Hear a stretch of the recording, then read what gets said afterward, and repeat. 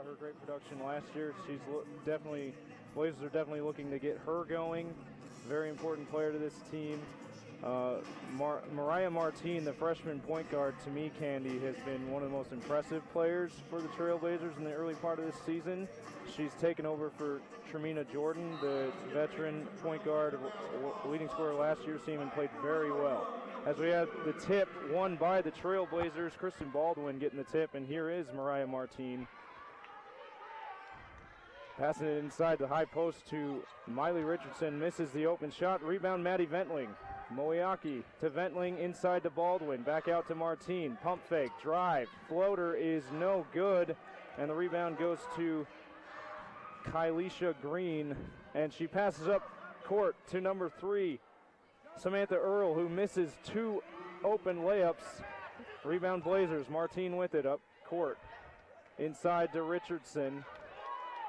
Looking for a player, out to Maddie Ventling, open 3 from the corner, in and out. Good hustle by Martin to try to get the offensive board, not able to secure it though. Here comes the Antelope Valley Pioneers. Moving quickly, open layup is missed. She gets her own rebound though. Atina Jones with the aggressive move, and they're gonna call a foul on the Trailblazers. Called it on Maddie Ventling. Maddie Ventling. Take it out underneath their own basket. Kylisha Green swings it to an open Atina Jones, who misses the 3 from up top, almost banked it in. Rebound Maddie Ventling. Over to Moeaki, inside to Baldwin, who's fouled immediately as she catches it inside just before she can make her move. Quick start to this game, Kenny. Yeah, I think it's going to be a fast-moving game. This team is an NAIA team, but I wouldn't put it past them. They're a really, really good team. They face some hard teams in their preseason, like Alabama, number-ranked, number 2 NAIA double school, Lewis and Clark. And they had some pretty good matchups against them. Baldwin inside, going underneath, pass out to Moeaki, swings it to Mariah Martin, back to Moeaki, open 3, misses off the back iron. Good hustle by Miley Richardson. And they're going to call the over-the-back foul on her first foul. Good hustle, though, as she tried to fight for that rebound. Unfortunately, a little too much contact there. And you're right about this Pioneer team, Candy. They have faced a tough opening schedule. Not your typical NAIA team. They bring it up court. Earl with it. She's got an open man in the corner. Pump fake, drives, back out to Wilcox. She drives, and contact by Richardson. They called a foul. It almost looked like she might have traveled there, but they called a foul before. I think she was moving her feet good, and she was staying up straight. It's just a little bit of body contact I think they saw and called a foul. I mean, it just depends on the ref. I think sometimes they're going to let you play a little more versus not being able to get so physical. Definitely. Inbounded to Green. Floater is no good off the backboard. Rebound Martin. Takes it all the way to the hoop, lays it in. Beautiful play by Mariah Martin on the break. I think they were a little worried about the pass off, that they just kind of left her wide open for that easy layup. Yeah, she had Ventling, who was also streaking towards the basket. They provided just enough distraction for her to take it all the way to the hoop. Shot is no good by Antelope Valley, and rebound is knocked out of bounds by Moeaki of Dixie State, so it will be Pioneer basketball. And Tremina Jordan checks in for Moeaki, the junior guard, last year's leading scorer, adjusting to the 6-man role this year. I think that's interesting. I mean, maybe she plays better off the bench. I don't really know what's going on there, but I wouldn't put it past Mina. She's a really good player, and she's also very mental, so I don't think it phases her much to come off the bench. Maddie Ventling with the rebound off the missed shot. They swing it. Tremina Jordan, open 3 is no good from the right wing. Rebound goes to Wilcox of Antelope Valley, to Green. Pump fake, back to Price. Swings it to Jones, who misses another 3. That's 3 wide open threes for her. They have not been near her. I wonder if that's a scouting report thing or just a mistake defensively. I think Martin is just getting stuck behind that seal that is happening on the high post, and so she needs to fight around and get around that and be able to contest that shot, because I mean, if they're going to keep taking that shot, and eventually they're going to start hitting it. Allie Franks just in the game, plays a two-man game with Mariah Martin and hits the jumper off the pass from Martin in the lane. Jones again passes open three this time. Inside to Price. Beautiful fadeaway off the glass for her first 2 points of the game. It's 4-2 Dixie State in the early going. I think in order for Dixie State to win this game, I've been looking back at their stats, and like they just keep giving up quarters here and there, and like sometimes it's 2 quarters even. So I think what Dixie needs to do is to be able to finish every quarter, you know, and not give any quarters up. Definitely. They're already off to a better start than they got off to last season. It was a difficult year for the Blazers last year. They're 2-2, so I think they've shored that up a little bit to start this year, but that was definitely the woes they had last year. And look for them to continue to improve that. Allie Franks off the inbound drives and misses the open 5-foot jumper in the lane, and it falls out of bounds. It will be Antelope Valley basketball. They're getting good shots to start out, Candy. Yeah, they just got to finish. But like good shots, you know, only are good if they finish. I mean, Dixie does take good shots, but sometimes they're off, and they just need to be able to hit those easy open shots. Definitely. Samantha Earl with it. Open jumper from the top of the key is good for a three-pointer, her first 3 of the game. First 3 for Antelope Valley as they take the lead 5-4. Stevenson in the game for the first time for Dixie State and hits a jumper, 3-pointer on the press break. Great shot, 7-5 Dixie State. Green to answer for Antelope Valley, misses her 3, and there's going to be a foul on the rebound on Antelope Valley. Kristen Baldwin, good box out, draws the foul. Yeah, I think Dixie State really broke that press pretty easy. Mina had come up into the middle of the court, was able to get the ball and pass it out quick before Antelope was able to collapse on the ball, and then it was an easy shot for Stevenson on the corner. And it was good of her to finish it. They need to keep finishing those easy, wide-open shots. Kesley Stevenson, she's just a freshman, but she shoots the ball with confidence. That's something I've noticed in the opening part of this season. Tremina Jordan with it up top. Moiaki back in the game. Swings it to Jordan again. Stevenson with it. Looking for Baldwin in the high post. Making a move. Back to Stevenson. Back up to Jordan. 5 on the shot clock. She drives, floats, and good. Beautiful floater in the lane by Tremina Jordan. 9-5 Trailblazers. Oh, nice. Antelope Valley quickly brings it up court. Pass intercepted by Kristen Baldwin. Jordan with it on the break. Swings it to Moiaki, to Allie Franks. Skip pass to Jordan, inside to Baldwin. Great passing, finds Stevenson. Another 3 in the corner is good for Kesley Stevenson. 12-5 Dixie State. 4.5 minutes to play in the opening quarter. Jocelyn Diaz into the game for Antelope Valley, answers with an open 3 from the top of the key to cut the lead back to 4. Yeah, Dixie State is definitely, like, I think they're doing well on offense this year on the ball, but they cannot allow easy shots like that on defense if they're going to want to be able to create a lead in this game. Moiaki with it up top, calling out the play. 15 on the shot clock. Dixie taking their time, getting set up. Stevenson in the corner, facing tough defense by Diaz. Franks with the skip pass to Tremina Jordan. Pump fake, crossover to Moiaki. 3 is good, but before the shot they call a travel. I don't know if it was on Tremina or if it was on Moiaki. I think it was on Moiaki. I think what she had done is she had planted her left foot, but then she had gone to her right to come up for the shot, and so then, you know, she switched pivot foots. It was a good call by the ref. Good eye there. We'll take a 30-second break. Under 4 minutes to play here in the first quarter. This is Dixie State women's basketball on Radio Dixie 91.3 and CEC Television.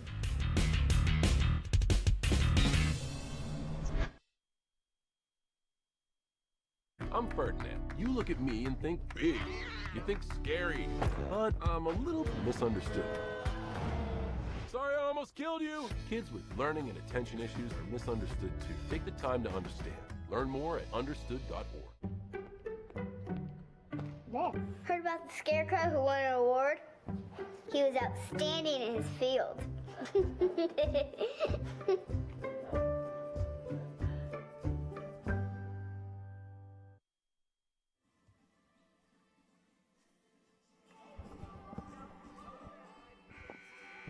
Radio Dixie 91.3 and CEC Television. Jersey James with Candy Rowland at the Burns Arena for Dixie State Trailblazers women's basketball.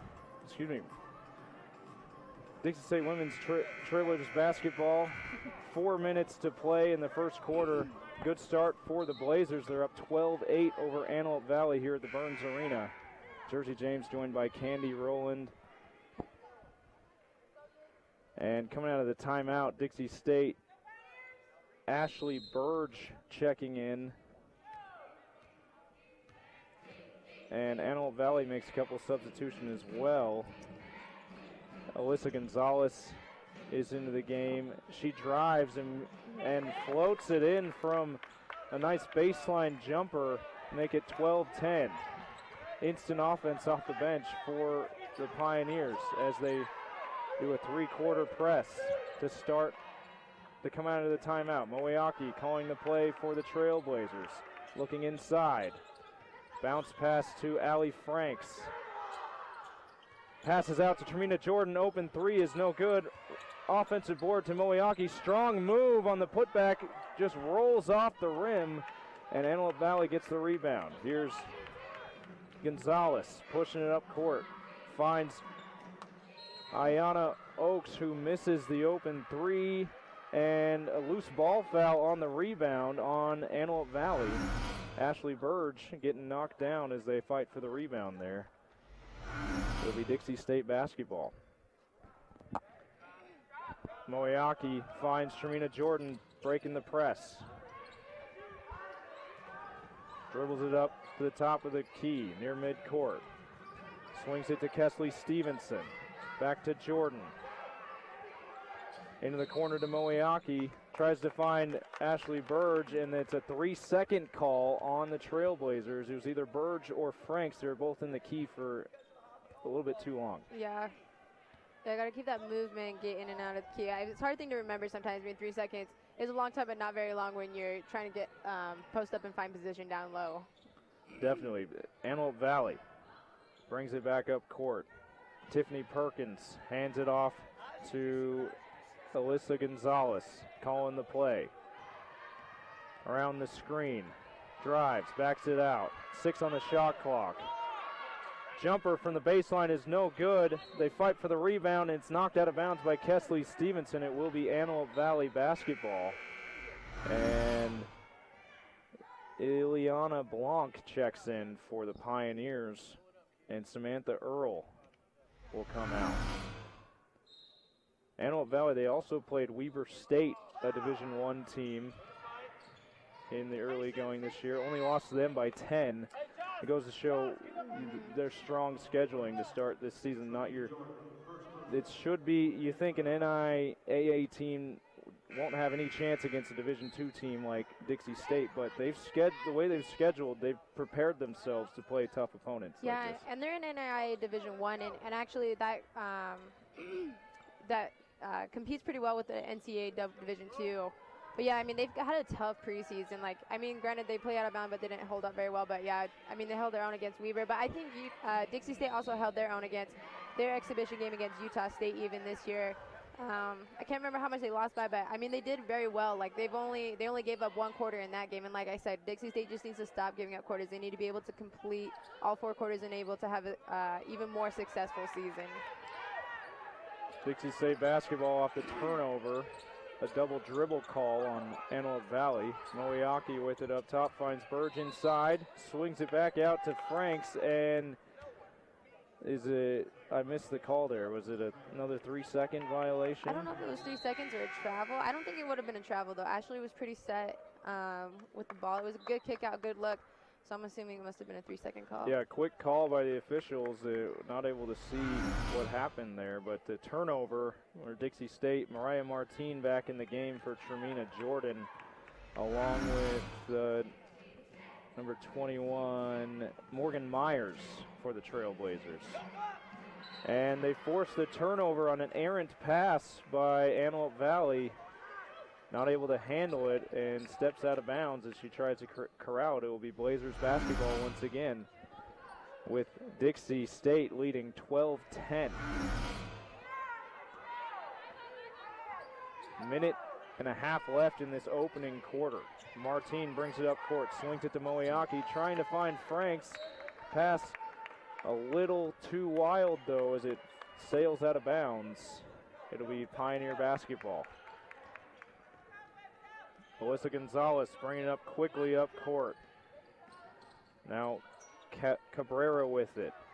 Swings it to Perkins. Finds Diaz and back to Gonzalez. Back to Diaz. Another open three, and this one's good. Actually, they call it a 2. Her foot was on the line. And that ties the game at 12. Minute left in this first quarter. This team is pretty quick shooters. They like to take quick shots, so Dixie's going to have to be able to play more aggressive defense. They need to get closer to the offensive players and put more pressure on them, I think. Good call as Antelope Valley comes out in the 3-2 zone after that last timeout. Going to be some threes available. Moeaki misses one, then gets it back and hits from the top of the key this time off the Mariah Martin offensive rebound. 15-12 Trailblazers. Gonzalez brings it up court quickly again for Antelope Valley. And they call a foul on Moeaki. They say hit her with the forearm there. I didn't see much.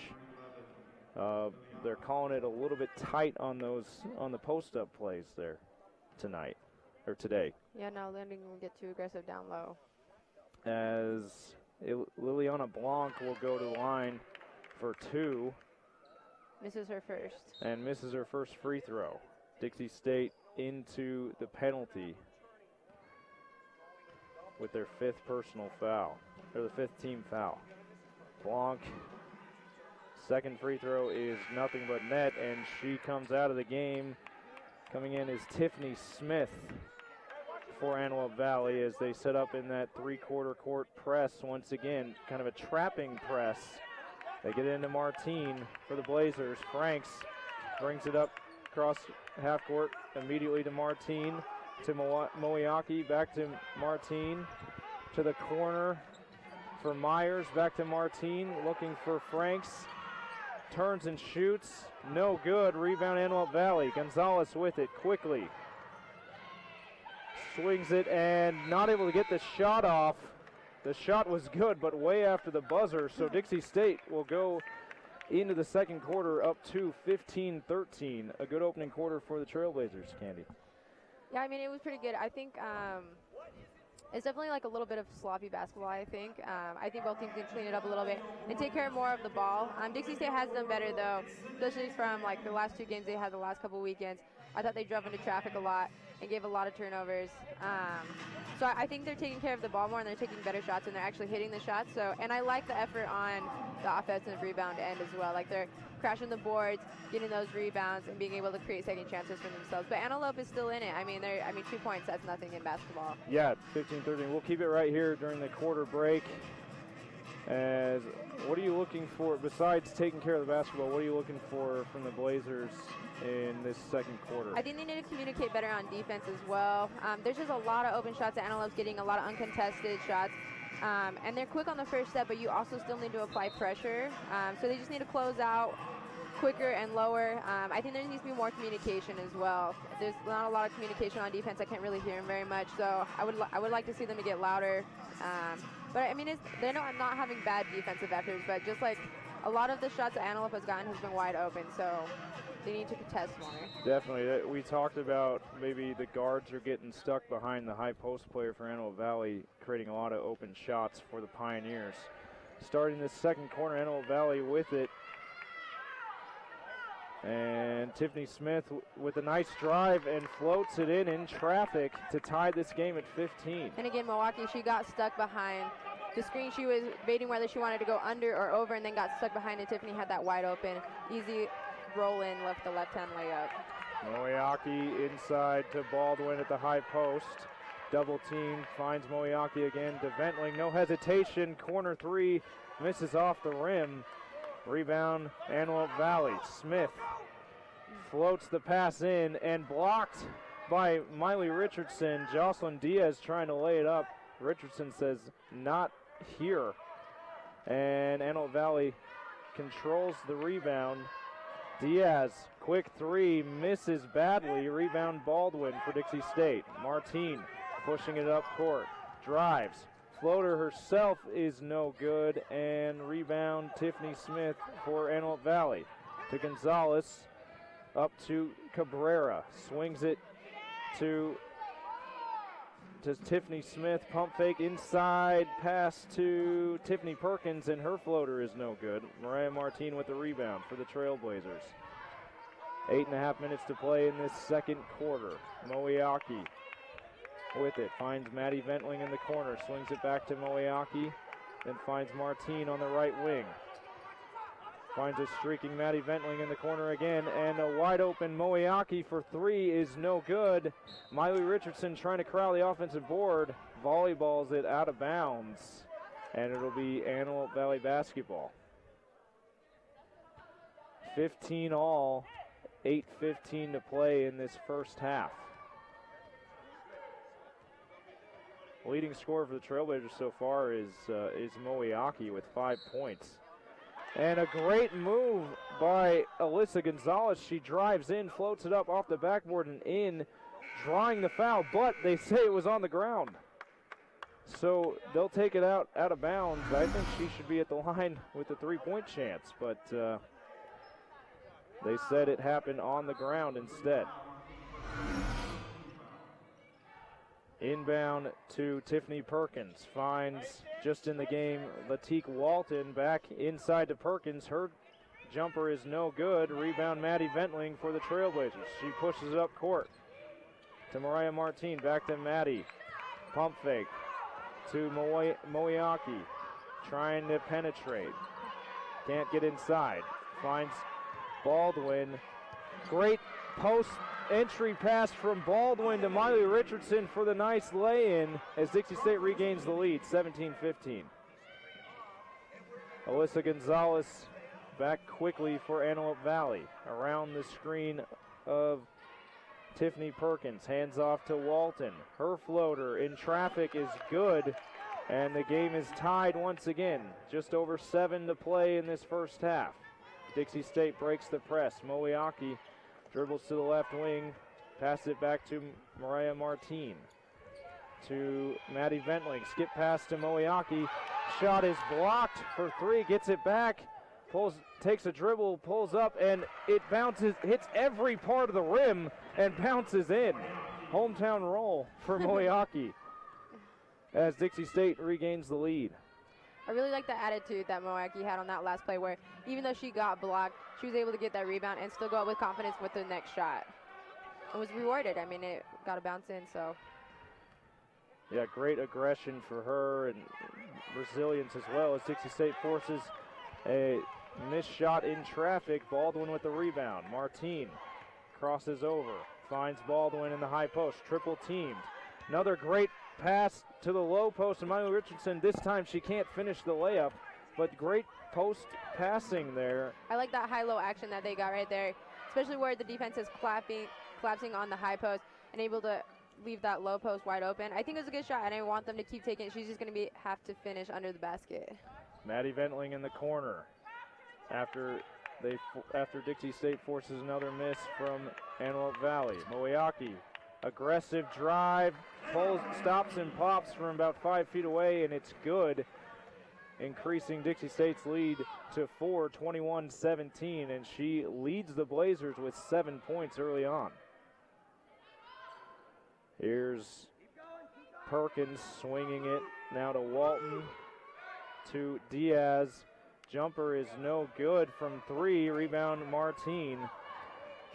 Hesitation dribble and draws the foul as she got Gonzalez in the air off that nice hesitation dribble before the shot, so it will be Dixie State basketball underneath. And a line change for the Trailblazers. Stevenson, Franks, and Jordan in the game. Martine and Baldwin remain for the Trailblazers. CEC just installed some nice video boards in the Burns for this season. That It's not quite a Jumbotron, but it gives that Jumbotron type feel. We haven't had that here in the Burns. It's kind of nice. No, it's exciting. It's exciting for the university and CEC, and definitely rewards the camera operators in being able to display what they're able to do on the cameras and give you those replays in real time. Definitely. Trina Jordan on the inbounds. To Stevenson, to Allie Franks. Great high-low action again as she finds Baldwin. Goes up for the layup, but she's fouled. Franks looked like she was ready to take the shot, but at the last second decided to dump it off to Baldwin, who had a better shot. Nice unselfishness we're seeing early on by the post players of Dixie State. I definitely think there's more camaraderie with this team than there was last team. I mean, it's hard to come in as a new coach with new players, and I mean, this is a first recruiting class that Coach Gustin. I was going to say Judkins, but I knew that was not it. They're very similar. His first recruiting class, and their young class, minus some of the junior and BYU Hawaii transfer, but I think there is definitely more camaraderie for this team, and Coach Justin said that what he liked about this freshman recruiting class especially is that they're all winners. They've all won regional high school games, so they know how to win, and I think that's going to help a lot as he continues to help build this program. Kristen Baldwin, one of those new players from a transfer from BYU Hawaii, hits both her free throws. A great move off the two made free throws by Tiffany Smith for Antelope Valley as she floats it in off the backboard in traffic. 23-19 Dixie State. Tremina Jordan inside to Franks. Another great post-to-post pass, high-low action. She finds Kristen Baldwin for an easy layup, 25-19. That's the third time they've gotten those kind of looks off that high-low. It was a great move. I like the confidence that they have coming into that high post. I mean, they're not frantic with it, and they're being strong with the ball, which I like. And then just like looking for that open player as defense crashes on them. They're getting some easy looks, and they're starting to finish, which is really good. I still would like to see them pick it up on defense, though.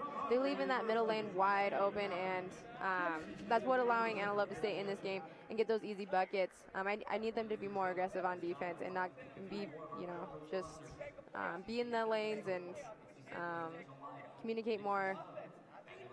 But yeah, I mean, it's not a bad start for Dixie State. Hopefully they continue to create that lead as we finish the second half here. We'll keep it right here during the timeout. Dixie State leading by half a dozen, 25-19. Leading scorers so far for the Trailblazers is, let's see, Taylor Moiaki. Nice aggressive play we've seen for her on 3 of 7 shooting, 7 points for her. And Kristen Baldwin, 4 quick points in the last couple of minutes off that high-low action we're seeing do so well in this second quarter. I mean, it's still a pretty good matchup here. The turnovers are almost even. Dixie with 4, Antelope Valley with 3. Assists there's actually more sharing going on with Dixie State, which I like to see. I think when you share the ball is when you're going to get those good, wide open, easy shots. But yeah. And then the defensive rebounds, rebounds are almost even, 18 and 16. Both teams getting their share of the offensive rebounds. Dixie State just 1 off of Antelope Valley's mark there, as Kylisha Green back in the game makes a nice move and banks it in traffic. Make it 25-21. And she drove to the middle of the lane, kind of faded away. The one-handed banker drops for her. 25-21 Dixie State. Martine with it. Gets it to Jordan just before the 5-second call. Finds Allie Franks in the high post. Bounce pass to Kesley Stevenson from the corner. Three-pointer is in and out. And rebound Alyssa Gonzalez for Antelope Valley. Layup in traffic. Layup on transition is no good. Rebound Dixie State. Martine. Jumper from the baseline is no good. Misses everything as Antelope Valley brings it back up court. Finds Jocelyn Diaz for the easy layup. Cuts the lead to 2, 25-23. And they set up their three-quarter court trap. Dixie handles it easily. Allie Franks takes the pass from Martine, and her fadeaway jumper is no good in the middle. Hustles after the offensive board And a little too much contact as they're going to get her for the loose ball foul. It looks like she might have a little bit of a bloody nose as well. So timeout. Dixie State, no timeout, excuse me. It looked like they were walking the bench. Just a little bit of a break in the action. You got to like the effort there, even though she commits the foul. Mm-hmm. Yeah, I like Allie and her attitude. She's a very aggressive player, and she has a lot of confidence, which I think is really good leadership for this pretty young team. She was a freshman last year. She and her twin Kylie were on the team. This year, Kylie not on the team, but yeah, Kylie went on to serve a mission for the LDS Church. I'm not sure where she's serving, but I know she's out there somewhere. Sharina Jordan up court off the missed shot by Antelope Valley. Under 3 to play in this first half. Dixie State leading 25-23. Burge with it in the high post. Finds Moeaki. Having a nice first half. 7 points for her. Finds Allie Franks in the high post. Pass is deflected. Stuffed, really. And stolen away by Antelope Valley.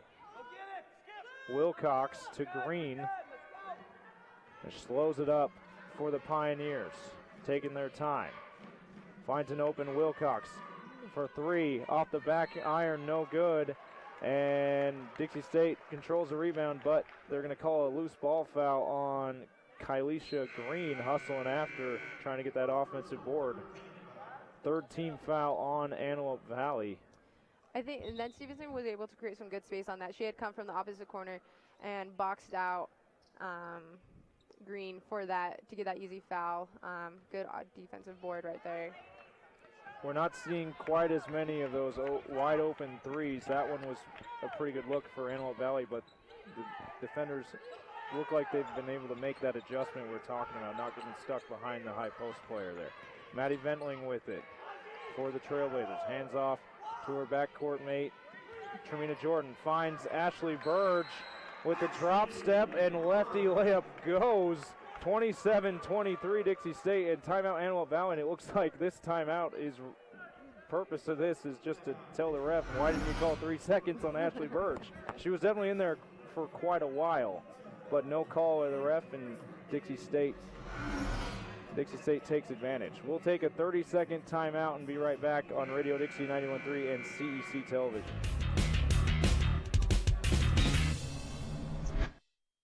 Once there was a boy who did the same thing again and again.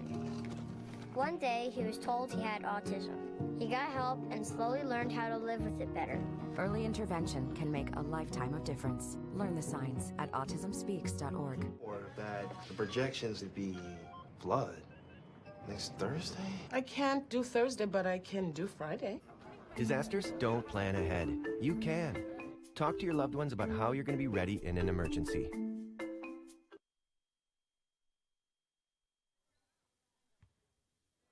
Jersey James and Candy Rowland from the Burns Arena for Dixie State Trailblazers women's basketball. They lead 27-23, under 2 to play in this first half. Antelope Valley with it out of the timeout. Trying to find Oaks streaking across the lane at the high post, but it's turned over. Tremina Jordan brings it up for the Trailblazers. A great swing pass to Moeaki, who bounces it out to Kesley Stevenson, who has an open 3 from the corner and misses it long, and it's going to bounce off of Ashley Burge and out of bounds. She doesn't agree with that call. She thought it was off the defender, number 13. She thought it rolled it off her hands as she poked it out off Wilcox.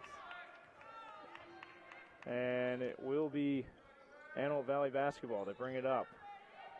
Tiffany Perkins with it. Finds Kylisha Green. No hesitation from the wing. Misses the 3 off the back iron. Offensive rebound by Perkins, Tiffany Perkins, and tries to hold on to it, but they call a held ball. I think you mean jump ball. Jump ball, yes, a jump ball, and change of possession to Dixie State.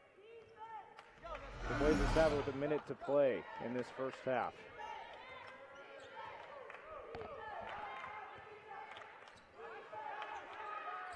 And they find Ashley Burge, sneaks in from the baseline and lays it in, gets some nice post position. Good entry pass and lay-in for Dixie State. They lead by 6. And Burge comes up with the turnover to Tremina Jordan, looking to push. Stops and pops from the free throw line. It's good. 31-23, Trailblazers, their largest lead of the game.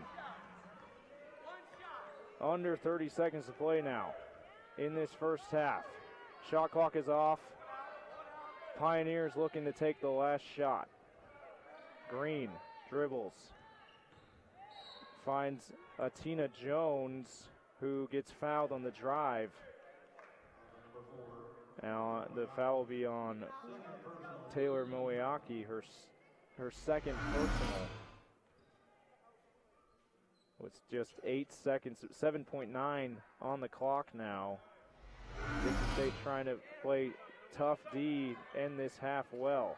They inbound it to Oaks, nice drive, and swings it out from the baseline.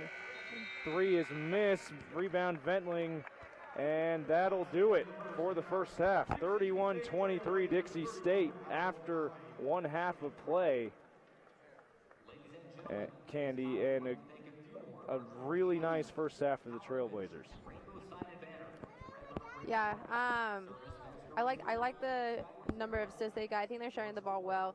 I think some of the troubles that they're running into is like they had that easy look, that a lot of those high lows, and then Antelope Valley was starting to catch on to them, and so I think they were trying to force that versus trying to find something else.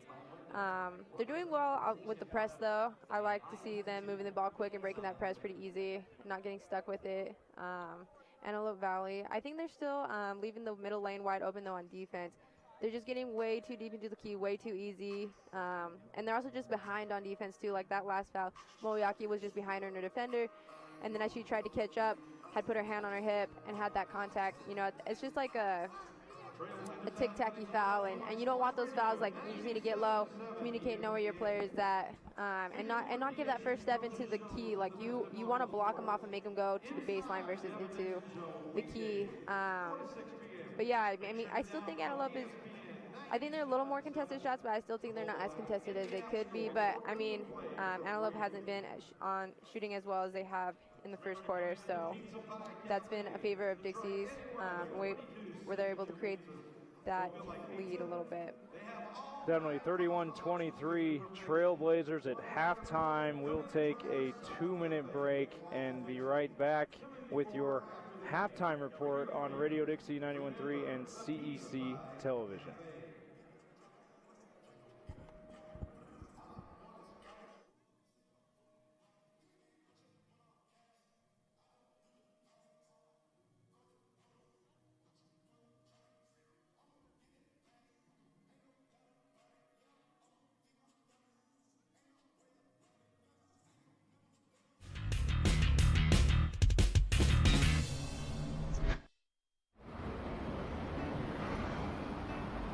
Hey, let's check out this park.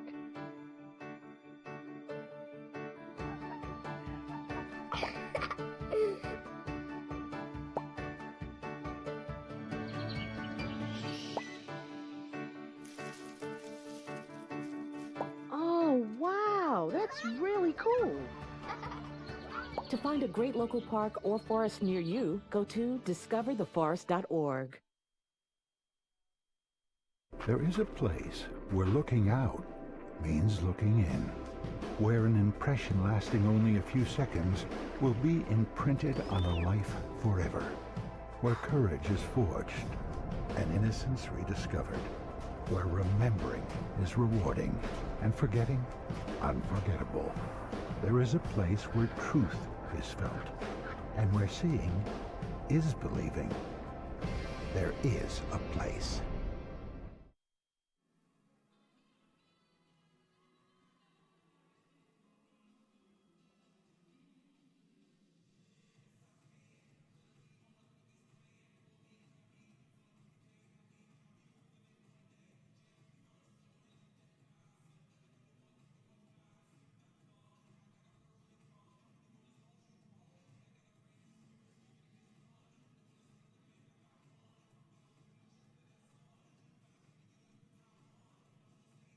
I'm not sure what kind of three-point shooting game this team has, but I mean, they're not afraid to take them. And they are definitely like a well-established NAIA school, which is compatible to Division II NCAA. But I'm honestly surprised by Antelope. I was expecting them to be a way more aggressive team than they are. I don't know if it's because it's an away game or what have you, but they didn't come out as aggressive as I thought they were going to. Yeah, and Dixie State leading 31-23 at halftime. 6 minutes on the left in this halftime break. I think one of the things I'm seeing statistically is that's probably the only difference in this game is the field goal shooting. Dixie State shooting it at just over 40%. Not the greatest field goal percentage, but it will do the trick when you're holding Antelope Valley to under 30% at 29.4% shooting. So it's quite a big disparity there. And you're right, every other category is basically even, with the exception of a couple there. And so the field goal percentage, Dixie State having that 10% higher field goal percentage has really made the difference in this one. I think another really good thing that Dixie has going for them too is they're taking care of the ball. Like in past games, I mean, they're almost nearly to 20 turnovers, and that can kill you as a team. 20 overs, that's a lot of possessions that you're just giving up. And honestly, turnovers are easy to convert on a fast layup. So I like that they're taking care of the ball. I also love the assists. I love that they're sharing the ball. I think they're taking great looks. And honestly, I think their field goal percentage should be higher. I mean, they're shooting with a lot more confidence. There's been a lot of in and out buckets. I think if they keep going on with confidence, those shots are going to start falling in the second half. And I like the way they're sharing the ball. I really like the way they're crashing the boards on the offense. I want to see more of that, though, because I mean, Antelope has 17 offensive boards where Dixie has 5, and I mean, that's almost even, but I think we can do better on the offensive boards and be able to hold Antelope. I think Antelope is also getting too many second chances. That way, I mean, you need to find your man and box him out. Let your teammates know the shot's going up, shot, and then find your man, turn your butt to your man and your face to the basket and get that rebound. But I think they still are doing good things. Like, they're passing the ball well and they're shooting it well. I like the movement. I think they're making smarter passes and not as sped up as other teams have made them be in the past. So I like the confidence that I'm seeing on the court. But yeah, like I said, I just need them to get more aggressive on defense. I think they're just going through the motions, and I think they could have a way stronger lead if they would just put their minds to it. Absolutely, Candy. We'll take another 2-minute break and be back with the start of this second half at the Burdens Arena for Dixie State Trailblazers women's basketball. I'm Jersey James, joined by Candy Rowland on Radio Dixie 91.3 and CEC Television.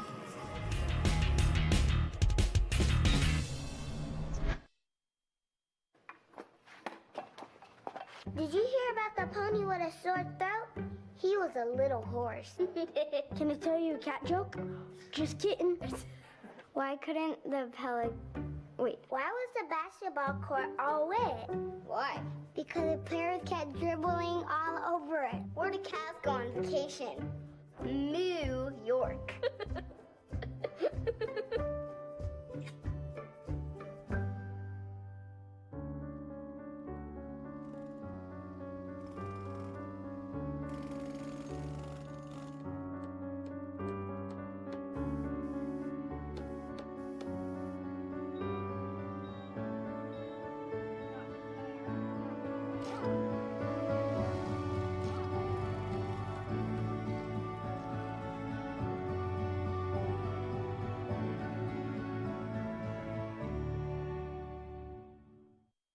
So, I just moved in with his family, and it's embarrassing. The little one, he likes to go outside and crawl around in the giant litter box. I don't know what he's doing. I mean, I was born, and I knew how to use the litter box. Look at that. That's disgusting. Oh, poop already. You're making me nervous. Oh, okay, I can't look at this anymore. I really hope he grows out of this, for his sake. There is a place where rocks bleed and nature blushes on a battlefield green with envy, where dimples determine destiny and a tiny wooden T holds the outcome in the balance. There is a place where friends are opponents and opponents are friends, where the prize is elusive, the conquest is captivating, and the score isn't settled till the drinks are down. There is a place. 91.3, Jersey James, joined by Candy Rowland, also CEC Television for Dixie State Trailblazers women's basketball here at the Burns Arena. Dixie State hosting the Antelope Valley Pioneers, an NAIA school out of California, and they lead 31-23 at halftime. Candy, you, at the start of this game, you talked about Dixie State not giving up quarters. They've done that so far this game, and they've been much better this start of the season than they were last year in that regard. Yeah. No, I definitely think they I think their attitude is better too. Like last year, some of the things that would frustrate me when I was watching Dixie State is that they were a good team. They had a lot of talent. I know there was a lot of, it was a brand new team and a brand new coach, and this team has been through that consistently for almost 4 years straight with a new coach and like new members coming in, every year. So it's hard. It's hard to build that chemistry when it's changing so much, and expecting like those juniors and seniors to step up to that leadership role when they honestly don't know their teammates that well, and they don't know their coach that well. I mean, it's like a learning process every time, right? And I think they did pretty good last year, but like one thing that would frustrate me is like even if they were down by a little bit, sometimes that spark would just die and they would just give up. And this year I think they have more tenacity, they have more grit, so I like that they're willing to like try to keep it together, and no matter what happens, they're just playing basketball. Like if they mess up one or miss a basket, like they're gonna get that rebound and put that ball right back up. So I like the confidence that way, and I think it's gonna be a good season. Honestly, like it's gonna be a pretty good one.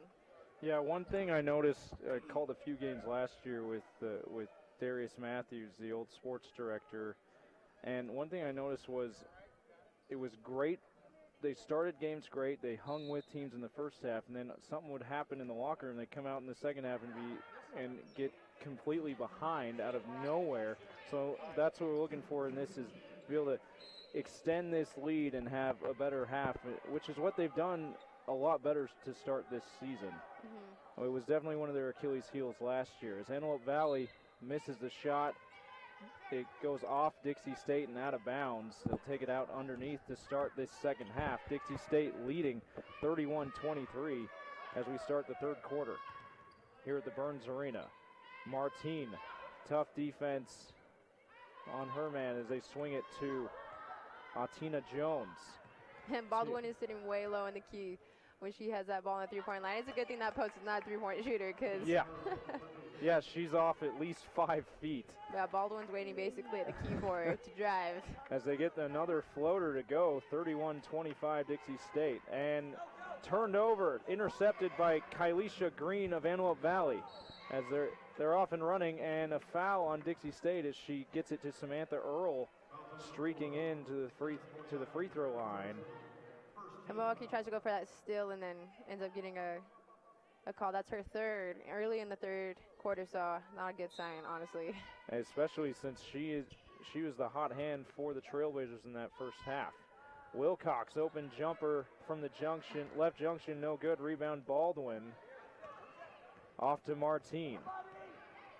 Up court. Gets it to Moeaki in the corner. Looking for Richardson, can't find her. Back to Martine at the top of the key. 16 on the shot clock. Trying to find Richardson in the high post is Moeaki. She gets to Ventling in the corner. Great pass inside to Baldwin. Open layup, rolls off the rim, but she's fouled and go to line for two. See, I like the shot Baldwin took, but I want her to just take one split second so her go up stronger and make that finish with the contact. So I think she's perfectly capable, but she went up a little too uncollected, and unfortunately the ball rolled out of the rim. Maybe just got a little bit too excited when she saw the wide open bucket off the great pass by Maddie Ventling as she hits the first free throw. You can't blame her for that. Anyone who's played basketball, when you have a wide open basket and you're just 1 or 2 dribbles away, your eyes get huge, and sometimes you can get a little bit too excited and miss it off the rim. As she hits both free throws, Antelope Valley comes back with Atina Jones missing an open 3. Rebound, Maddie Ventling takes it all the way herself, coast to coast. Hesitation, dribble, and lays it in with the right hand. 35-25, Dixie State opens up their biggest lead of the game. Samantha Earl, a great move to the basket for Antelope Valley, misses the floater, gets her own rebound, finds Atina Jones streaking down the middle and banks it in over the outstretched arm of Kristen Baldwin. Dixie State quickly brings it up court off the made basket. 35-27 Trailblazers, under 8 to play here in the third quarter. Moeaki with it to Martine at the right wing. Hands it off to Maddie Ventling, open three, in and out again for Ventling. That's at least the third time it's rimmed out for her today. Not getting the roll on those three-pointers. Rebound Antelope Valley. Wilcox with it to Jones, takes a dribble, pulls up from the free throw line, misses off the back rim. Rebound Christina Baldwin, and there's a foul on Atina Jones as she knocks her to the floor. Yeah, Antelope Valley coach Vanna wanting it to be a jump ball versus a foul on that one. It was close to being a jump ball, but I don't think they held it. They held their hands on for quite long enough, and definitely a lot of contact on that play. As Kesley Stevenson in the game for Mariah Martine. Miley Richardson finds to Maddie Ventling, swings it out to Moeaki. Pump fakes back to Richardson, to a cutting Moeaki. The great bounce pass to Baldwin at the rim, misses, gets her own rebound, taps it out to Ventling, passes it back to Baldwin, gets her shot blocked, and as she misses, Antelope Valley the other way finds Earl. She misses off the rim. An easy layup, rebound Dixie State. Inside to Richardson, double teamed. Great reverse layup. She's fouled, and it goes. She can go to the line for a three-point play as the lead is back up to 10. I just want to highlight right quick. I really like that hustle by Taylor Milwaukee. She hustled down on that fast break and was able, even though it was, she contested that layup, which was one of the reasons why Antelope missed it. And then they were able to get the rebound and be able to convert it into a quick, easy 2 points on the way back. So I really like the way she's played today. She's really confident and gets another offensive board right there, drawing the foul off the missed free throw by Richardson. Or no foul call, just knocked out of bounds. And yeah, she's playing aggressive and confident, and I really like the way she's been playing today. Gets it into Ventling, finds Richardson in the post again. Hook shot is good off the glass, absorbs the contact, goes to her right and banks it in, and gives the Trailblazers a 12-point lead. Wilcox for three is no good for Antelope Valley. Offensive board by Kylisha Green, and the ball is knocked out of bounds as she tried to pass it back up to the top of the key. And Green will pass it in for Antelope Valley. Alyssa Gonzalez with it. Setting the offense around the double screen. Hands it off to Samantha Earl. Great drive in the middle, blocked by Kristen Baldwin. Kesley Stevenson with it. To Richardson, up to Moeaki. Crosses over, gets in the lane, out to Kristen Baldwin. Open baseline jumper is long, and Samantha Earl comes up with it. To Alyssa Gonzalez for Antelope Valley. Back to Earl up top. To Green on the left wing. Sizes her man up. Drives, kicks it out to Jocelyn Diaz, who misses the open three from the wing. Rebound Dixie State. Moeaki to Stevenson, looking inside, can't find anyone. They swing it around up top. Maddie Ventling with it now. Back to Moeaki, inside to Baldwin, turns. Kicks it out to Maddie Ventling, ready to shoot. Her shot rims off again from three. Offensive board by Baldwin, and gets the ball knocked away as she goes up for the putback. Antelope Valley finishes on the other end. The easy layup for Kylisha Green, and cuts the lead to 10, 39-29 with 5 minutes to play in this third quarter. Moeaki to Miley Richardson, to Maddie Ventling. Crosses over, around the screen of Richardson. Keeps the dribble alive. Back to Richardson, inside to Baldwin on a bounce pass, and they call a foul on the bump on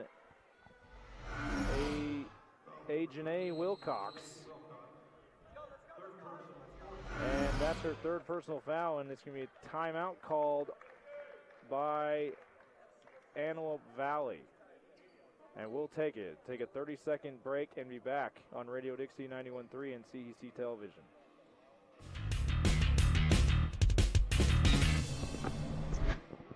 See on page 4 that the projections need to be earthquake next Thursday? Seriously? Thursday? Can't do that. This is really inconvenient. I have yoga that day. I have no time for this. So. I can't do Thursday, but I can do Friday. Disasters don't plan ahead. You can. Talk to your loved ones about how you're going to be ready in an emergency. Don't wait. Communicate. Jersey James and Candy Rowland on Radio Dixie 91.3 and CEC Television for Dixie State Trailblazers women's basketball at the Burns Arena. The Trailblazers lead 39-29, and it's been a real fast-paced game so far, Candy. Both teams getting the misses or getting the turnover and looking to push on every play. Yeah, I think one of the things I love the most right now is looking up at that scoreboard and seeing the points evenly distributed throughout the team. I mean, that means they're sharing the ball well and everybody's going confident. And the other thing I like that I'm seeing on Dixie's offense is, say they pass it to Baldwin, she misses the bucket, and they're able to get the offensive board. They're not afraid to give it right back to Baldwin to go up for another bucket, even if she misses it again. I like the confidence they have in each other, even if they make a mistake or don't finish on the bucket. I think that's great team chemistry right there. Yeah, Allie Franks misses the layup off the inbound, and Antelope Valley comes right back with Jocelyn Diaz's bank shot in the lane to cut the lead to 8, 39-31 with 4.5 to play in this third quarter. Tremina Jordan takes the handoff from Ashley Burge, goes around baseline, finds Allie Franks for an open three in the corner. It's no good. They almost get the offensive board as the ball got away from Antelope Valley for a second, but they gather, and Samantha Earl, no hesitation from the left wing for Antelope Valley, nothing but net, cuts the lead to 5, and all of a sudden, for the first time in the third quarter, it looks like we have a ball game again. That was a deep three. I think Mina stepped out and didn't expect her to take that shot, but like I said, they're going to keep taking those shots, and they're eventually going to start hitting, so you need to start contesting. Great drive by Maria Martin as she goes around her man and lays it in. Little Euro step on the lay-in. Puts the lead back up to 7, 41-34.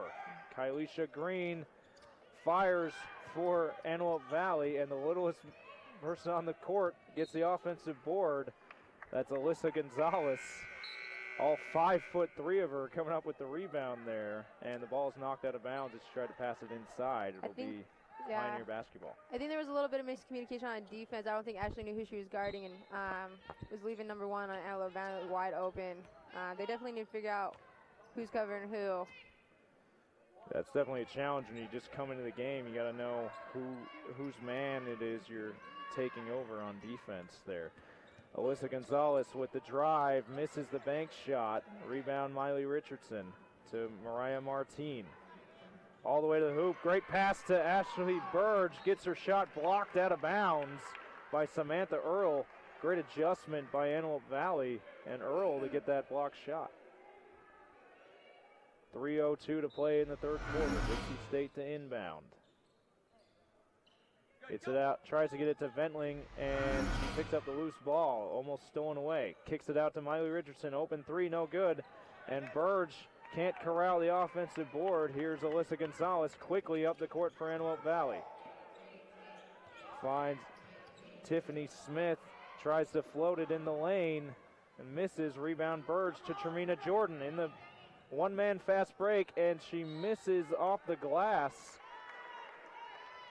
A great aggressive play by Jordan, unable to get the layup to go. A tough contested layup. Yeah.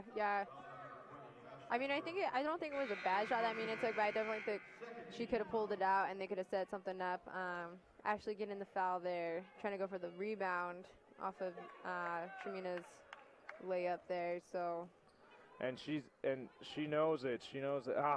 That was a missed opportunity there. Yeah, but that's only her first, so that's good. Tiffany Smith, wide open three, misses badly, but there's Kylisha Green with the offensive board. Kicks it out to Wilcox, who hits a three. And just like that, they hit their second three of the quarter after just going 2 of 10 in the first half, and the lead is cut to 4, 41-37. Martine to Richardson to Tremina Jordan. Around the screen of Richardson to Maddie Ventling. Back to Mariah Martine, around the screen of Richardson again. Good switching by Antelope Valley, but they find a wide open Ashley Burge with the drop step and the beautiful lefty layup to put the lead back up to 6, 43-37. Antelope Valley the other way to Tiffany Smith. They're leaving her wide open again and misses, but another offensive rebound for Antelope Valley. Good defense by Burge, knocks the ball away. Tremina Jordan picks it up. Finds Mariah Martine with the layup and the foul. That was great hustle. I love seeing Martine hustle down the court, being there for Mina to drop it off and get that bucket, and being rewarded for it. She gets to go to the line and make it into a three-point play, hopefully. I think it's so interesting, though, that they're leaving them so wide open on the left side of that court. I don't understand it. It's kind of driving me crazy, honestly. A minute and a half left in the third quarter. Dixie State now leads 45-37. We will take a 30-second break and be right back on Radio Dixie 91.3 and CEC Television. Does your family need a break from the daily routine? Hello, I'm Dr. Spruce. If you or someone you know needs a healthy dose of nature, visit discovertheforest.org and trade in the big screen for the big blue sky by visiting a local park or forest near you. Hiking, picnicking, swimming, orienteering, climbing, admiring wildlife, or inhaling fresh air may result in heightened creativity, feelings of joy, harmony, satisfaction, and a euphoria that can only be explained as oneness with the natural world. Whoa.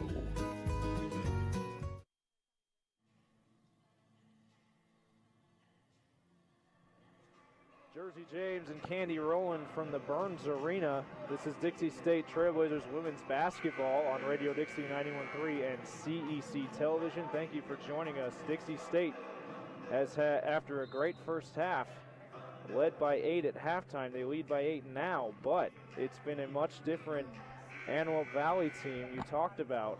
They're leaving them wide open, and it worked in the first half because they weren't making shots, but now they're starting to make shots in this third quarter. And right now, in the third quarter, they're even. Both teams have converted 14 points in the third quarter. So I need Dixie State to pick it up a little bit. I seriously don't know why they're leaving them so wide open on the left side of the court.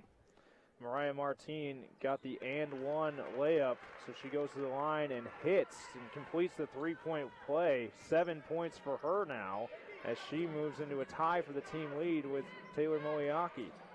46-37 and now 46-40 after another wide open three on that left side for Antelope Valley. Latique Walton coming off the bench and hitting.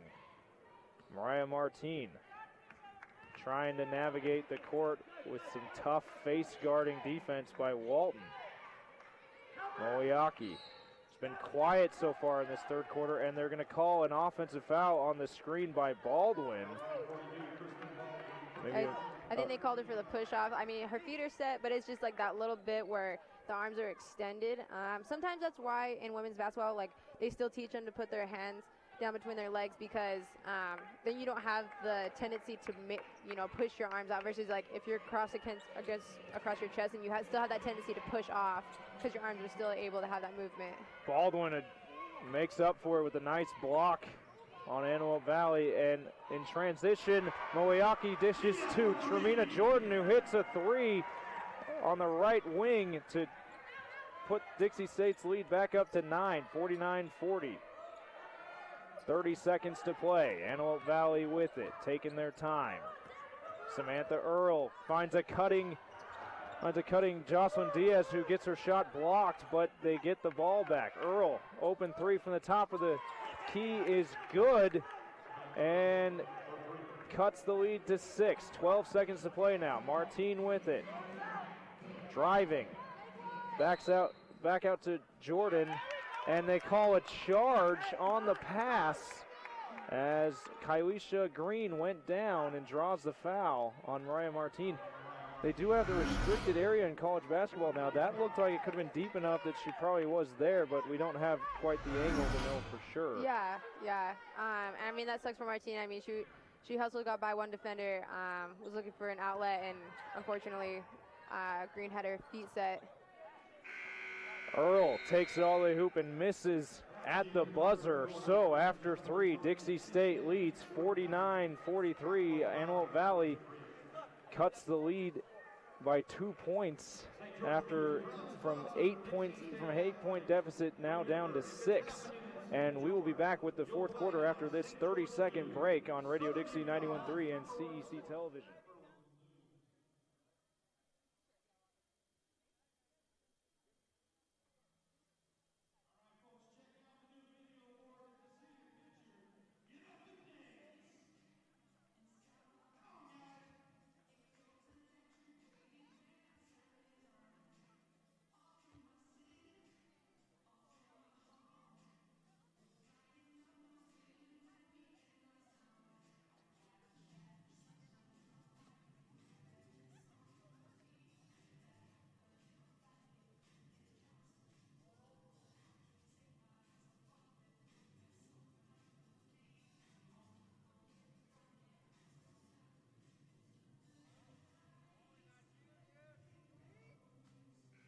Trailblazers basketball. They just caught us with the dance cam, the Bison dance cam with the new video board, and we're back on it. And they don't want to go away from us. I know.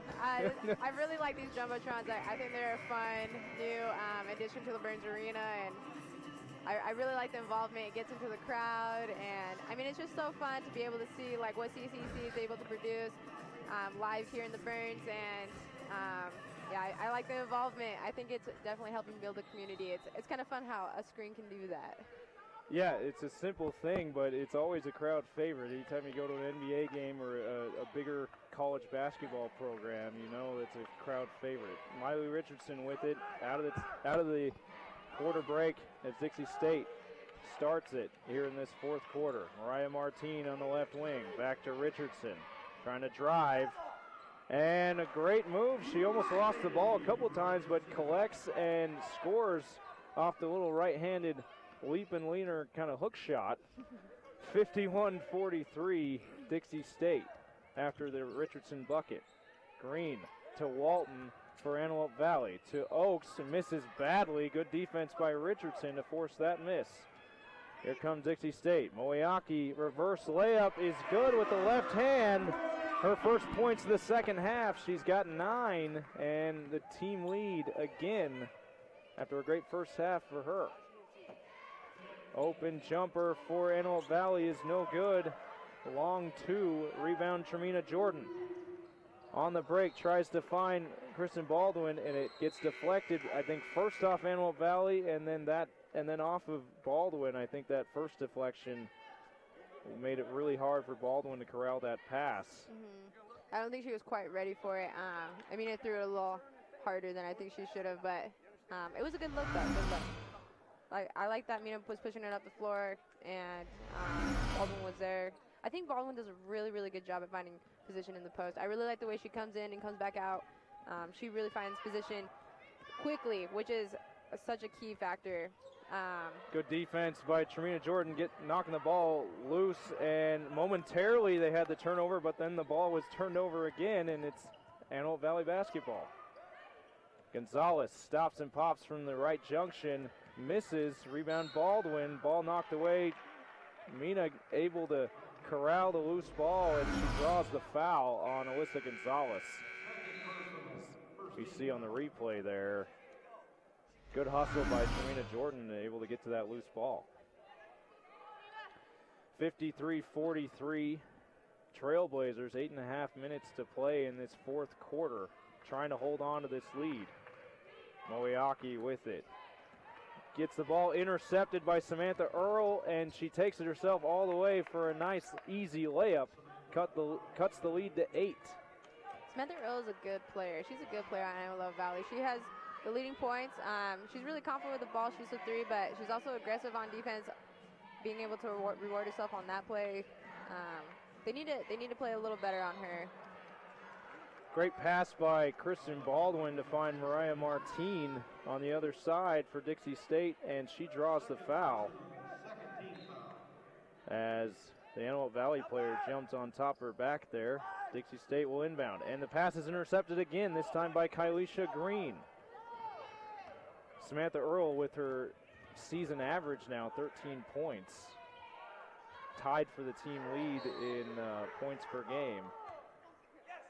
And they missed the layup, but they're going to call an offensive foul on after they corralled the rebound on the Blazers. They first called it on Antelope Valley, but after a strong argument from the Antelope Valley head coach, they called their bluff and they corrected the call, and it's going to be on Dixie State. He was not having that mistake by the refs there. I mean, Mallory Richardson, and she had come down with the ball strong and then unfortunately popped her elbows up. And I mean, she's a tall player, so her elbows are at the height of the other player that was trying to get the rebound. Unfortunately, popped her in the mouth, getting that offensive.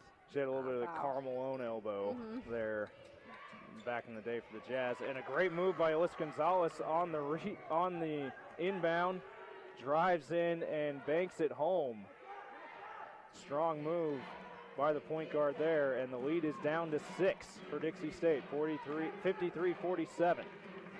Martine drives, kicks to Moeaki, who misses long with her three in the corner, and it bounces off of Miley Richardson and out of bounds. It will be Antelope Valley basketball with a chance to cut the lead to 4 or 3 on this possession. And it's getting to that time now where things are starting to tighten up in this game. Green to Diaz. Open jumper is no good. Baldwin played her a lot closer that time, though, forcing the miss. 7 minutes to play. Dixie State up 6. Tremina Jordan with the rebound. They find Baldwin, drop steps, and scores with the left hand. 55-47 Dixie State now. 8 points for Kristen Baldwin. That was a beautiful high-low action. I really like seeing those two work together. And like I said, Baldwin she's able to create such good position under the basket. I love the way she finds open space down there. Drive and kick for Antelope Valley. Now Green drives baseline, kicks it out to the other corner for 3. Gonzalez misses. Rebound Miley Richardson to Mariah Martine as she was doubled off of that rebound, able to get a nice outlet pass to Martine under the basket. Martine to Richardson, looking for Baldwin. Over to Martine again, trying to find Baldwin, and it sails off the hand of Baldwin, not able to corral it in the post. And Richardson and Moeaki will come at, coming out of the game, it looks like Tremina Jordan also out of the game for Dixie State. Allie Franks, Maddie Ventling, and Kesley Stevenson back in for the Blazers. Gonzalez with it for Antelope Valley. A little hesitation dribble, steps back. Shot no good off the glass from the top of the key. Rebound Baldwin, and Martine with it. Setting up the offense. Under 6 to play in this game. Dixie State leads by 8 over Antelope Valley here at the Burns Arena. Maddie Ventling into Baldwin at the high post. Back to Stevenson. Back out to Baldwin to Franks. They swing it around the perimeter. Screen by Martine around the screen of Baldwin. Finds Maddie Ventling. No hesitation from the corner for 3. Off the rim again. And a loose ball foul on as they try to get the offensive board. It will go on Antelope Valley.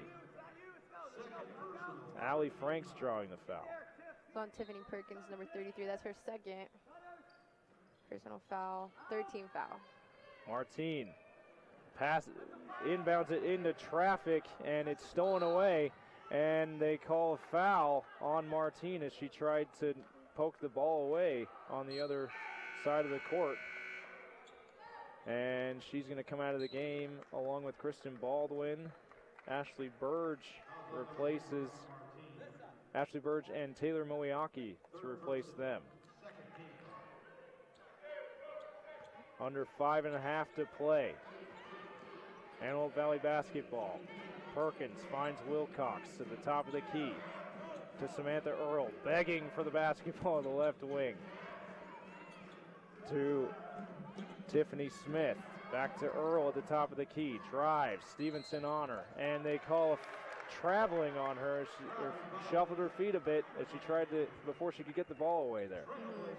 Dixie State basketball. Yeah, Good defense there. My old coach used to call that happy feet. You got happy feet. That's a good way to put it. You know, you're just a little antsy and you want to get rid of the ball and you don't come to a complete stop, so unfortunately you travel.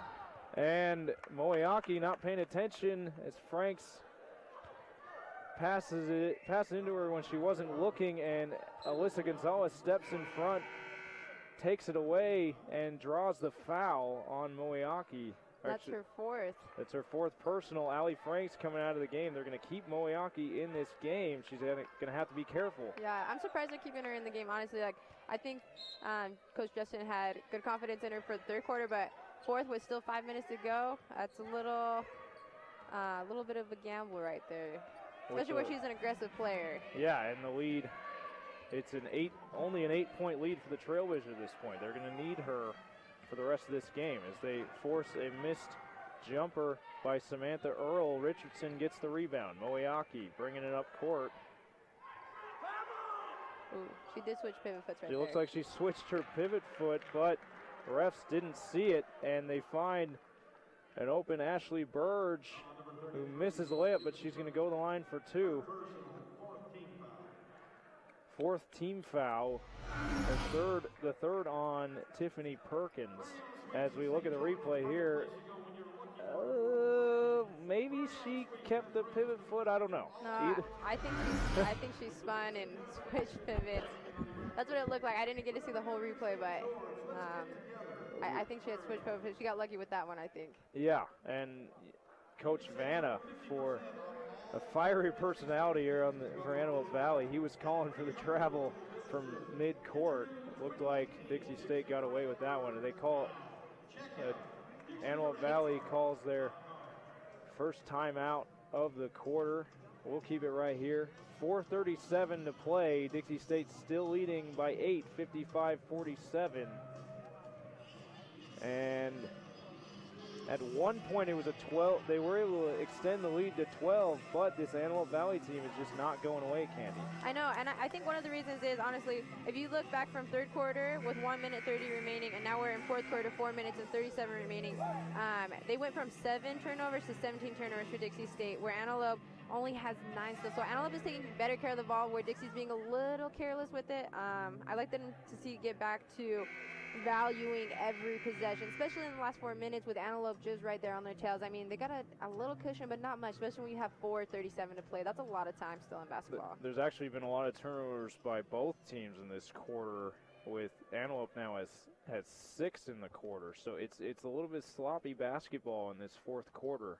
But Dixie State, like you said, 4 more turnovers than Antelope in this quarter, and that's allowed them to stay in this game when maybe it would be a bigger lead for the Trailblazers otherwise. As Ashley Burge misses her first free throw, the second rolls in, and the lead is back up to 9 for the Trailblazers. Here comes the Pioneers of Antelope Valley. Kylisha Green drives to the middle and gets fouled as the middle opened up again for Antelope Valley. The Blazers have done a much better job of that in this half. We haven't seen quite as many of those drives to the middle, but it worked for them this time. That was one of our keys at halftime for this second half. Yeah, I think they just got a little bit cut off guard on that transition, but I mean, no excuses. And Green just being aggressive. And maybe they expected her to stop and back it out a little bit. She just kept going as she missed both free throws. Moeaki now trying to navigate through the trap. Got to get it across half court. They do. Stevenson with it now to Moeaki. Double team as they trap in the corner. Timeout Dixie State. Pioneers coming out very aggressive on defense. It's a 30-second timeout, so we'll keep it right here. Really catching the Blazers off guard there. Yeah, I mean, both teams have 4 fouls, so I mean, both teams want to play. They're almost into free throws, So it'll be interesting to see, especially where Antelope is going to get a little more aggressive. Honestly, I expected them to play this type of defense the whole game, especially just looking kind of like at the teams they have played in the past and seeing their scores. Like, they definitely seem like a little more aggressive. So it'll be interesting. Hopefully Dixie will be able to handle it. I mean, easy way to break a press is with a pass. So hopefully they're able to keep their heads up and find their open mans and be confident with the ball. I mean, like we said, they've been a little reckless with the ball this fourth quarter, so they definitely need to take care of that ball and value possessions and be able to convert. Dixie State to inbound. Underneath the basket. They throw it up for grabs. Ashley Burge brings it down like a wide receiver off the inbound pass. Burge with it now on the left wing to Maddie Ventling, the senior, into Taylor Moeaki. And they call a blocking foul. Very close. She has the 4 fouls. Could have went either way there, but I think a good call. As we look at the replay, she pivots right into Kylisha Green, and her feet were moving there. They called a block. And she'll go to the line for 2 as Dixie State, or as Antelope Valley is into the penalty now, and she misses the first. Second goes, though. The lead is back up to 10 for the Trailblazers, 57-47 with just over 4 minutes to play. Alyssa Gonzalez brings it up court for Antelope Valley. To Wilcox, open jumper is no good.